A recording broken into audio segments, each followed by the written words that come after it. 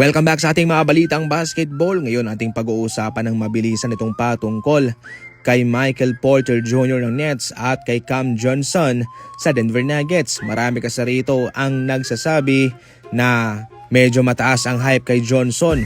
Maganda ang kanyang numerong ibinibigay sa Nets pero sa ngayon mababa, 7 points lamang ang kanyang ina-average.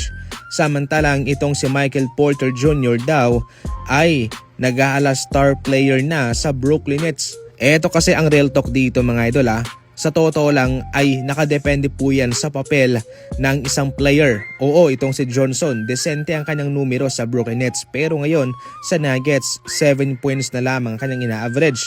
Dahil po yan sa estado niya. Dahil po yan sa kanyang papel sa Nuggets. Mayroong Jamal Murray, mayroong Nikola Jokic na siyang nagtatrabaho ng opensa.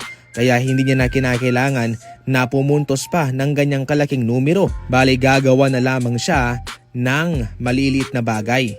Itong kay Michael Porter Jr. naman, mataas ang kanyang numero sa ngayon 23 points per game. Pero yun nga, first option siya sa Brooklyn Nets. Wala siyang kahati doon. Kung meron man siyang kahati mga idol, pero syempre siya pa rin ang first option doon. Kaya malaki ang kanyang numerong ina-average kumpara kay Cam Johnson. So balit sa huli, lamang pa rin si Cam Johnson sapagkat kasama ang Denver Nuggets, mataas ang chance niya na magkampiyon. Samantalang si Michael Porter Jr. kasama ang Brooklyn Nets, napakababa lamang po ng kanilang chance na magkampiyon. So there you have it, nakadepende po yan sa kanilang papel na ginagampanan, sa kanilang kupunan. Samantala sa season na ito mga idol, ito po ang kinikita sa ngayon ng 5 players na ito. Una, kay LeBron James, kumikita po siya sa season ito ng nasa 132 million. 52 million noon sa kanyang sweldo samantalang 80 million sa mga sponsorship. Si Stephen Curry naman ay umuwi ng nasa 109 million. 59 million sa kanyang sweldo at 50 million naman sa mga endorsement. Kevin Durant 103 million.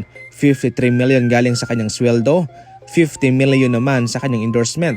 Si Giannis 99 million. 54 sa kanyang sweldo.